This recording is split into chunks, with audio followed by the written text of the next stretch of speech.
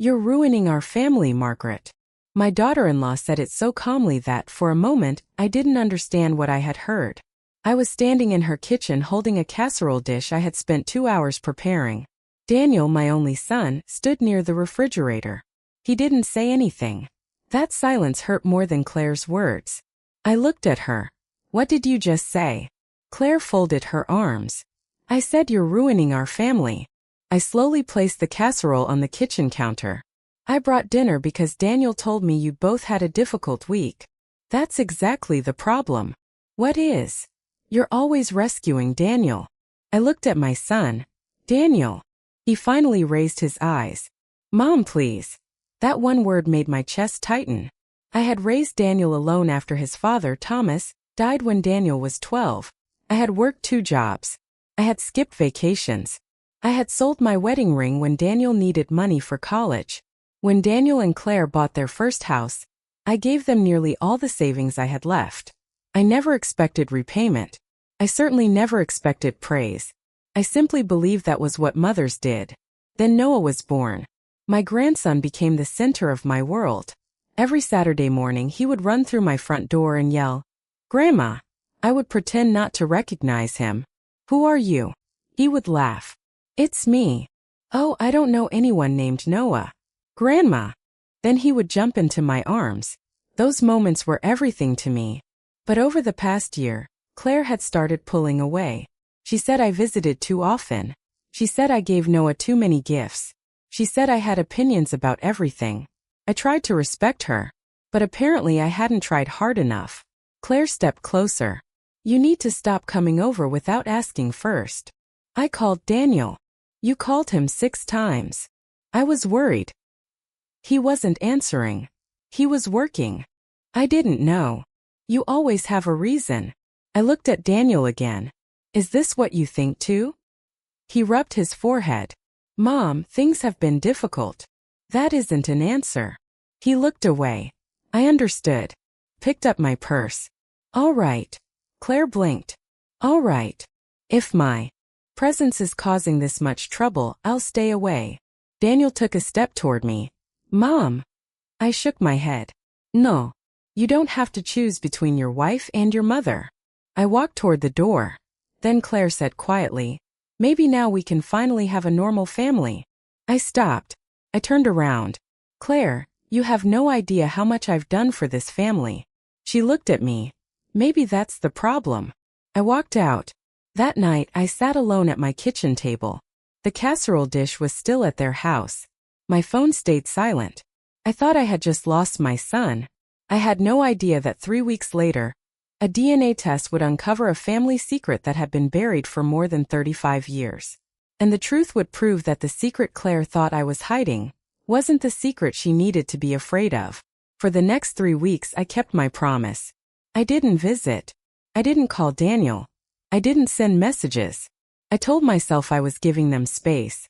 The truth was I was waiting for my son to notice I was gone. On the 4th day he finally texted me, "Mom, I hope you're okay." I stared at those 6 words for nearly an hour. Then I typed, "I'm fine. I hope you are too." Asterisk asterisk a few minutes later he replied, "I love you." I almost cried. But I didn't answer. Love was easy to say. It was harder to prove when someone was standing between you and the person you loved. Daniel was 42. Claire was 40. They had been married for 8 years. Their son Noah was 6. I had always thought they were happy. Maybe I had been wrong. One afternoon Daniel came to my house. He looked exhausted. "Can I come in?" I stepped aside. He sat at the kitchen table. For several seconds he said nothing. Then he finally spoke. "Claire thinks you don't respect our boundaries." "I understand." "She thinks you interfere." "I understand." "She thinks you don't trust her as Noah's mother." I looked at him. "Do you think that?" Daniel sighed. "I don't know anymore." "Then you should figure it out." He looked down. "Mom, Claire has been under a lot of stress." "So have I." "I know." "No, Daniel. I don't think you do." He looked at me. "When your father died, I was 36 years old. I had a 12-year-old son and no idea how I was going to raise him alone." Daniel's eyes softened. "I remember." I worked every job I could find. I worried about your future every single day. You gave me everything. I gave you what I had. He reached for my hand. I know. I squeezed his fingers. That's why this hurts. He looked away. Then I noticed something. He seemed genuinely frightened. Daniel, what's wrong? Nothing. Don't lie to me. He hesitated. It's Noah. My heart dropped. What happened? He's been having some health problems. What kind? The doctors aren't sure yet. Is he sick? He gets tired easily. He's had a few episodes that scared us. I stood. Does he need a specialist? They're running tests. Can I see him? Daniel looked down. I don't know. Why? Claire isn't comfortable with it. I closed my eyes. Of course. Daniel stood. Before he left, I asked, is Noah getting worse? No, his answer came too quickly. I knew he was scared. That night I couldn't sleep. I kept thinking about Noah. Then I remembered something Claire had asked me 6 months earlier. She had casually said, do you know your blood type? I had laughed. Of course. Why? She had smiled. Nothing. Just curious. At the time I hadn't thought twice about it. Now I couldn't stop wondering why she had asked. A week later Daniel called again. Mom, do you still have Dad's old medical records? Yes. Could I have them? Why? The doctor wants more information about our family medical history. My stomach tightened. What kind of information? They're trying to figure out what's causing Noah's episodes. Did they say it could be genetic? There was a pause. Yes. I sat down. What exactly is wrong with him? They're still trying to determine that. Daniel, I'm his grandmother. I deserve to know. I know. Then tell me. He sighed. Noah has a rare heart rhythm problem. The doctors think there may be a genetic component. My mind immediately went to Thomas. My husband had died decades earlier. He had never had serious heart problems. At least not that I knew of. I'll bring the records. Tomorrow, I said. Thanks, Mom. After we hung up, I went into the closet. I pulled down an old cardboard box. Inside were Thomas's medical records, photographs, military papers and letters. I hadn't opened that box in years. Then I found something I had completely forgotten. A letter. The name on the envelope was Evelyn Carter. Evelyn had been a nurse at the fertility clinic where Thomas and I had received treatment before Daniel was born. I opened it. The letter was dated 35 years earlier. My hands began to shake as I read. Evelyn explained that Thomas had been told he had extremely low fertility. Doctors had recommended fertility treatment. At one point, the clinic had discussed using donor sperm if treatment failed. But the final treatment had been complicated. There had been confusion surrounding the medical records. Evelyn had warned me that the paperwork might not tell the whole story. At the bottom of the letter, she had written, "Please keep every original record. One day Daniel may have questions." I stared at those words. I remembered that period of our lives. Thomas had been devastated. He desperately wanted a child. When Daniel was born, Thomas held him in the hospital and cried. He told me, "I don't care how he came into this world. He's my son." Later, Thomas became convinced that he was not Daniel's biological father. A doctor had told him his fertility was too poor. Thomas never wanted Daniel to know, so I kept quiet. For 35 years. But now I wondered whether the medical records had been wrong. And if they were wrong, what would that mean for Daniel? More importantly, what would it mean for Noah? I put the letter back in the box. I didn't know it yet, but Claire was asking the same questions. She just didn't trust me enough to ask them directly. I saw Claire at the grocery store 2 days later. She saw me. Neither of us smiled. Then she walked toward me. "Margaret." "Claire. I didn't expect to see you." "Neither did I." Her eyes moved toward my shopping cart. "You're buying Noah's favorite cereal." I looked down. I hadn't even realized it. Old habits die slowly. "I suppose I am." Claire sighed. "I don't want to fight with you." "Neither do I. But I need you to understand why I've been so upset." I waited. "It's Noah. I know he's having tests. The doctors found something concerning." My heart tightened. "What?" "They think his heart problem could be inherited." I nodded. I know. Claire looked at me carefully. They asked us about family history. And Thomas had no known heart condition. No, neither does Daniel. Correct. She lowered her voice. But that doesn't explain Noah. I didn't answer. Claire looked at me. That's why I asked about your blood type. I remembered. And now I need to understand where this came from. You think I know something? I think everyone knows something. That sentence hurt. Claire, if I knew something that could help Noah, I'd tell you. She looked away. I hope that's true. What does that mean? She hesitated. Then she said, I ordered a DNA test. Ist daher? For Noah. Yes. Why? To confirm his biological family history. You could have asked me. I didn't think you'd tell me. I was stunned. You've already decided I'm lying. I don't know what to believe. Does Daniel know? No, Claire, he's Noah's father. I know. Then why are you doing this behind his back? Because I'm scared. That stopped me. She looked close to tears. My son is sick, Margaret. I don't know why. I need answers. I softened. I understand being afraid. She nodded. But I also think you're hiding something about Daniel's birth. My heart stopped. Who told you that? No one. She walked away. I stood there holding my grocery cart. For the first time I realized something. Claire wasn't trying to prove that I wasn't Noah's grandmother. She was trying to find out whether Daniel's medical history was what everyone believed it was. And she was looking in the wrong place. Daniel came to my house 3 days later. He looked angry. Mom, Claire told me about the DNA test. I closed my eyes. I knew this day would come. What does she mean when she says you know something about my biological father? I sat down. Daniel, tell me the truth. I looked at my son. For 35 years I had been afraid of this conversation. Now it was finally here. Your father was told he had extremely low fertility. Daniel's face changed. What? He and I had fertility problems before you were born. You never told me that. I know. Was I conceived with a donor? I hesitated. That was what your father believed. Daniel stared at me. What does that mean? It means we were never completely certain. Mom, I should have told you. Yes. His voice cracked. Why didn't you? Because your father loved you. So. He was terrified that if you ever knew, you'd think you weren't really his son. Daniel looked away. Was I? I took a breath. You were his son in every way that mattered. That isn't what I asked. I couldn't lie. I don't know. Daniel sat silently. Then he said, You let me spend my entire life believing Thomas was my father. I believed it too. No.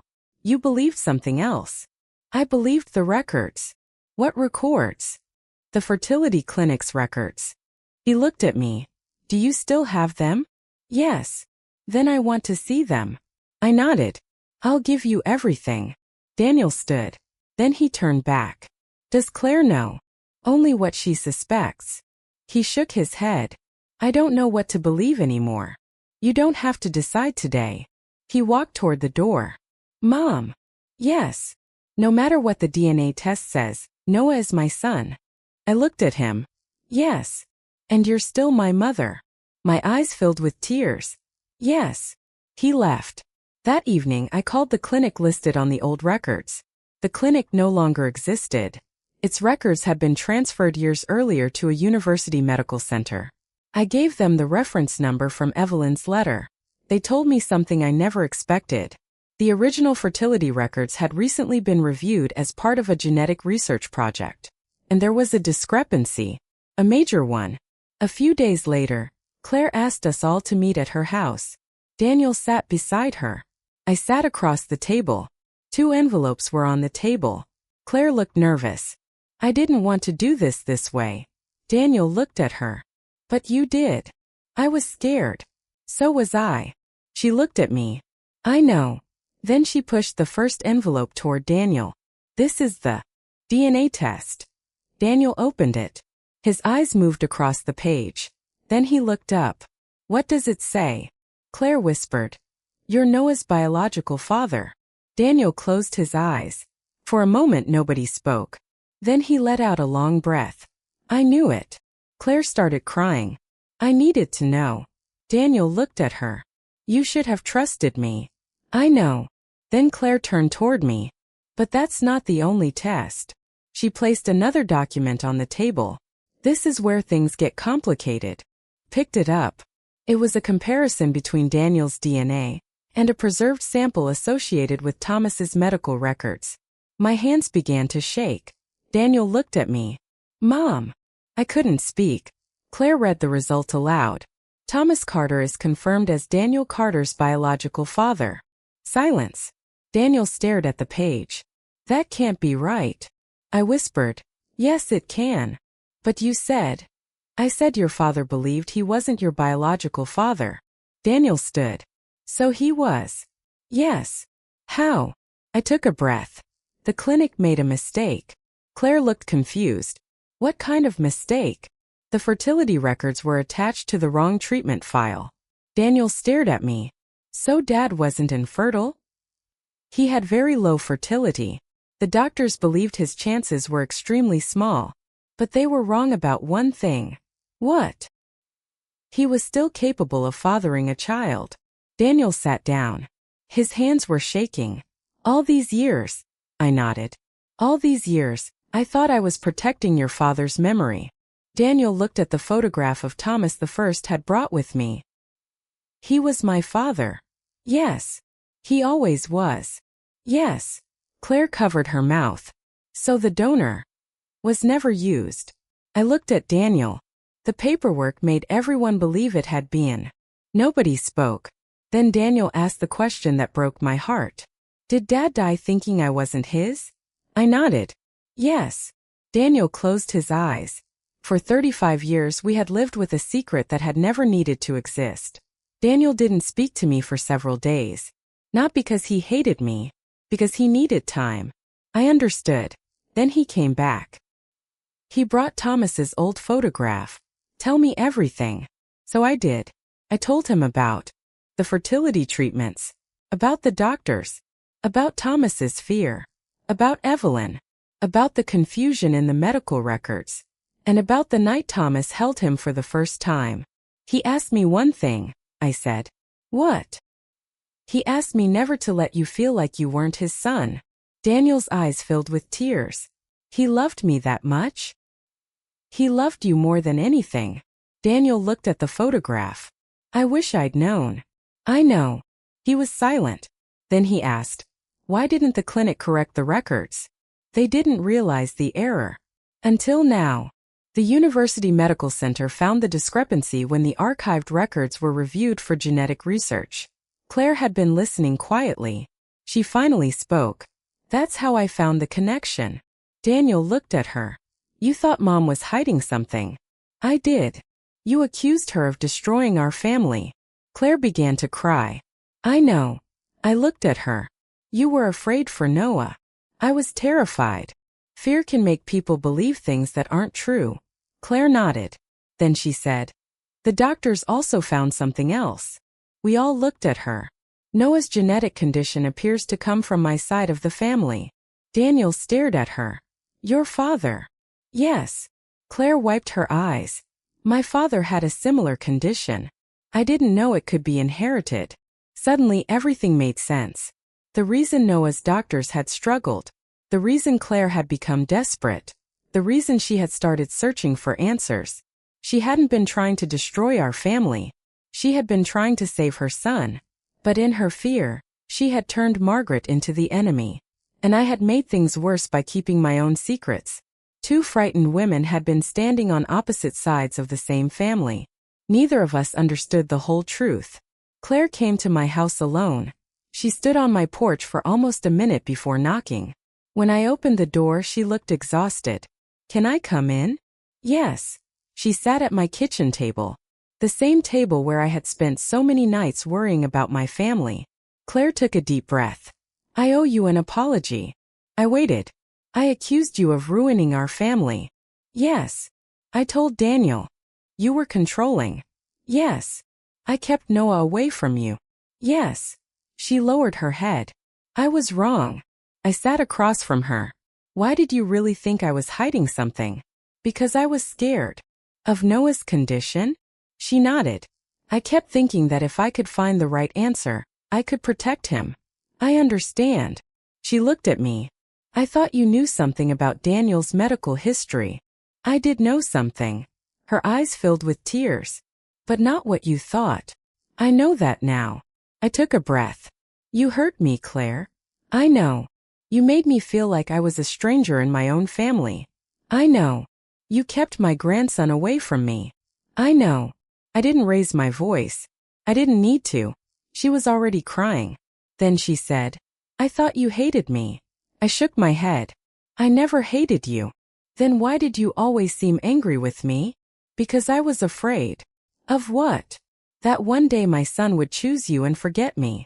Claire stared at me. I never wanted to take Daniel away from you. I know that now.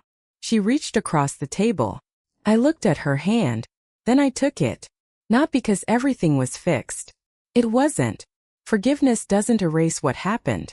But sometimes it gives people permission to stop fighting. Claire whispered, I want to do better. So do I. She smiled through her tears. Then maybe we can start over. I nodded. Maybe we can. Just then we heard the front door open. Noah ran into the kitchen. Grandma. I opened my arms. He jumped into them. I missed you. I missed you too. He looked at Claire. Is Grandma staying? Claire smiled. Yes. Noah hugged me tighter. And for the first time in months the house felt like home again. Several months passed. Noah's doctors developed a treatment plan. His condition was manageable, and because the doctors now understood the genetic cause, they could monitor him more carefully. Daniel and Claire also started family counseling. Our family wasn't magically perfect. But we were talking. Really talking.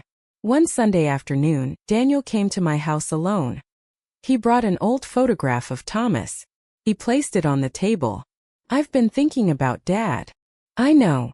I keep wondering what he would say if he were here. I smiled sadly. He'd probably tell you to stop worrying and mow the lawn. Daniel laughed. That sounds like him. Then his expression became serious. Mom, I need to ask you something. What?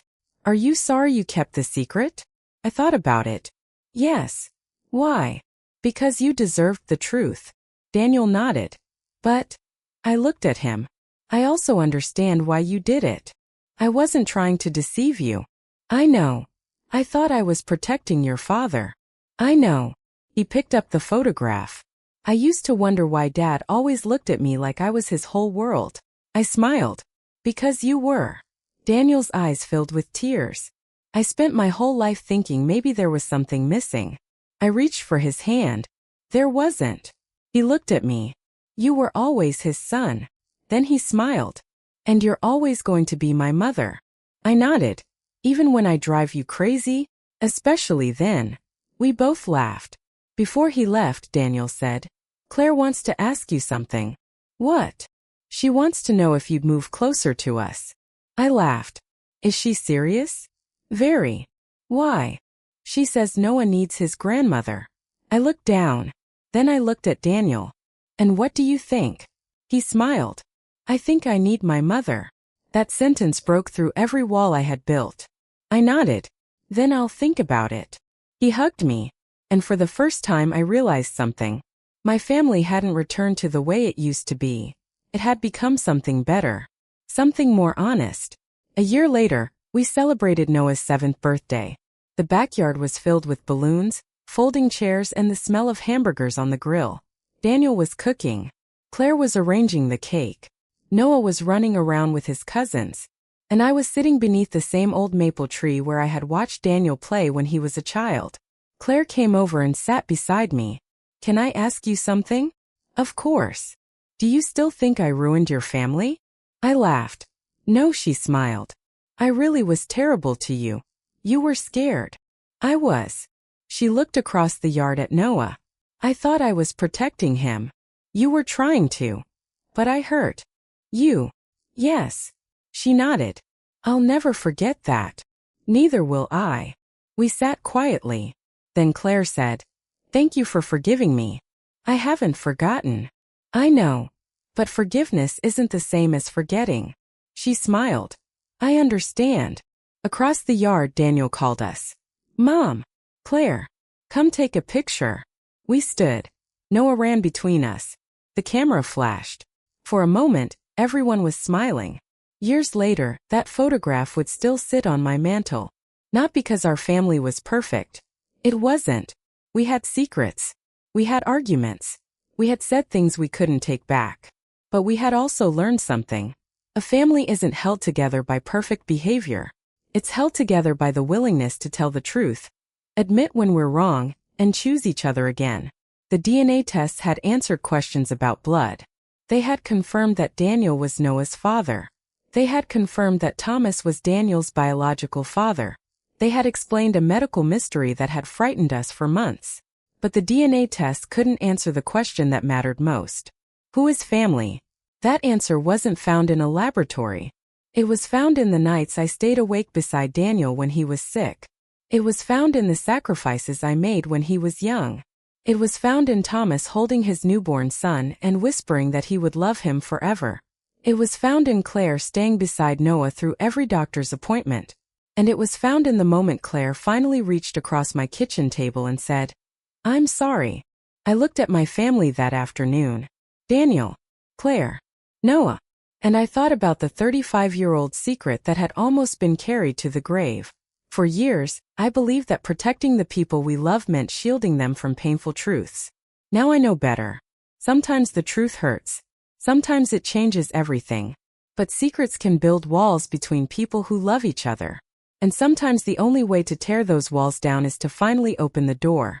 Noah climbed onto my lap. Grandma. Yes, sweetheart. Are you staying forever? I looked at him. Then at Daniel. Then at Claire. I smiled. As long as you'll have me. Noah hugged me. We'll always have you. I held him tightly. And in that moment I finally understood. The DNA test told us where our blood came from. But it never had the power to decide where we belonged. Blood can tell you where you come from. Love tells you where you belong. And sometimes the family you almost lose is the family you learn to love more honestly than ever before.